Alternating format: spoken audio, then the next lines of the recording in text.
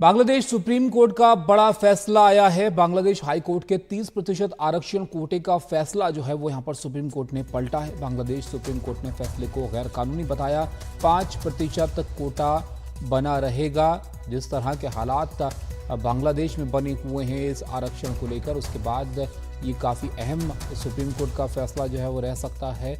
और जो 30% आरक्षण को लेकर वहां पर प्रदर्शन हो रहे हैं, उस पर ये बड़ा फैसला वहां के सुप्रीम कोर्ट का आया है। बांग्लादेश हाई कोर्ट के 30% आरक्षण कोटे के फैसले को यहां पर सुप्रीम कोर्ट ने पलटा है।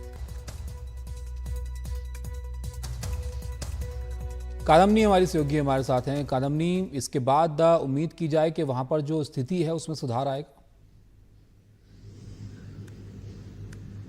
देखिए, हालात काफी बिगड़ चुके हैं। जहां पर पूरे देश में कर्फ्यू लगा हुआ है, सेना तैनात है, शूट एट साइट के ऑर्डर्स हैं, वहां पर इंटरनेट काम नहीं कर रहा है, फोन काम नहीं कर रहा है, तो बहुत जल्दी स्थिति काबू में आएगी ऐसा कहना थोड़ा अभी जल्दबाजी होगी। लेकिन ये जरूर है कि एक उम्मीद अगर बनी है सुप्रीम कोर्ट के आदेश से, जिसने ये साफ कर दिया है कि हाईकोर्ट का जो ऑर्डर था, जो 30% आरक्षण, 30% सरकारी नौकरियों में कोटा जो है वो मुक्ति योद्धा, यानी जो 71 की लड़ाई में जो लोग स्वतंत्रता की लड़ाई में लड़े थे बांग्लादेश के, उनके जो वंशज है उनको नौकरियों में मिलेगा। ये फैसला जो है सुप्रीम कोर्ट ने पलट दिया है, लेकिन इसको खत्म नहीं किया है। ये जो नंबर है 30 से घटाकर 5 पर कर दिया गया है। 1% रखा गया है डिसेबिलिटीज जिनको है उनके लिए, और एक जो इंडिजिनस वहां की पॉपुलेशन है उनके लिए, जैसे अगर किसी ट्राइब वगैरह के हैं इस तरह के लोगों के लिए। तो कुल मिलाकर अब सिर्फ 7% आरक्षण रहता है और बाकी का जितना कुछ है वो ओपन टू मेरिट है। ये मांग लगातार वहां के जो प्रोटेस्टर्स हैं, जो प्रदर्शनकारी हैं, वो लगातार कर रहे थे। हालांकि ये विरोध जो है वो शुरू हुआ था 3 हफ्ते पहले, लेकिन सोमवार से वो काफी हिंसक हो गया। 130 से ज्यादा लोगों के मारे जाने की खबर है, 2,500 से ज्यादा इंजर्ड हैं।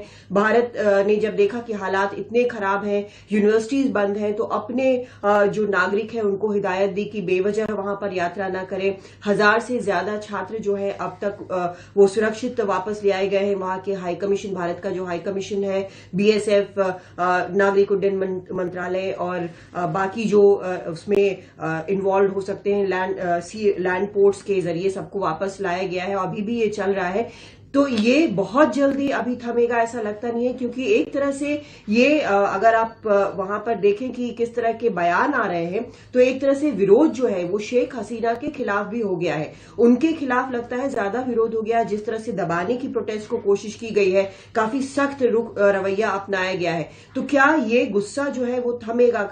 वो भी तब जबकि प्रदर्शनकारियों में कई जो मारे गए हैं वो छात्र हैं। तो उम्मीद तो होनी चाहिए कि जल्द से जल्द ये जो हिंसक प्रदर्शन है वो थमेगा, लेकिन नाराजगी क्या कम होगी और क्या वापस सामान्य स्थिति जल्द लौट पाएगी, ये बड़ा सवाल है। ऐसे में अब इस सुप्रीम कोर्ट के बड़े फैसले के बाद क्या शेख हसीना के लिए चीजें थोड़ी सी बेहतर यहां पर होंगी कि वो मना पाए, क्योंकि अब तो उनके खिलाफ ही ये पूरा जो प्रदर्शन है वो एक तरह से हो गया है। देखिए, उनका जो एक बयान था जिसने ज्यादा गुस्से को भड़काया, वो था कि अगर इनको नहीं दे हम आरक्षण तो क्या हम रजाकार को दे। रजाकार वो हैं जो बांग्लादेश में मानना है कि 71 की लड़ाई में उन्होंने पाकिस्तान के साथ पक्ष रखा अपना। तो ये बयान जो है वो काफी भड़काऊ था। उसके बाद उन्होंने ये भी कहा कि न्यायपालिका पर भरोसा करना चाहिए, लेकिन जिस दिन उन्होंने स्टेट टेलीविजन पे ये बयान दिया, उसी दिन प्रदर्शनकारियों ने वहां का जो स्टेट टेलीविजन है उसमें आग लगा दी। अभी तक वो ऑन एयर नहीं हुआ है उनका स्टेट टेलीविजन जो है। लगातार इस तरह की आगजनी की घटनाएं हो रही हैं, तो उनको अभी काफी कुछ बोलना पड़ेगा और आश्वस्त करने की कोशिश करनी पड़ेगी। उसमें आगे वो क्या करती हैं, क्या किसी तरह की जांच होगी, जो लोग मारे गए हैं उसमें किस तरह से आश्वस्त करती हैं, ये देखना होगा, और तभी इस पे आगे कुछ शांति की बात बन पाएगी। बहुत शुक्रिया कादम्नी आपका सब जानकारी के लिए। तो सुप्रीम कोर्ट का बड़ा अपडेट यहाँ पर सुप्रीम कोर्ट से आया है बांग्लादेश के, कि उन्होंने हाई कोर्ट का जो आरक्षण का फैसला था 30% कोटे का, उसको जरूर पलटा है यहाँ पर।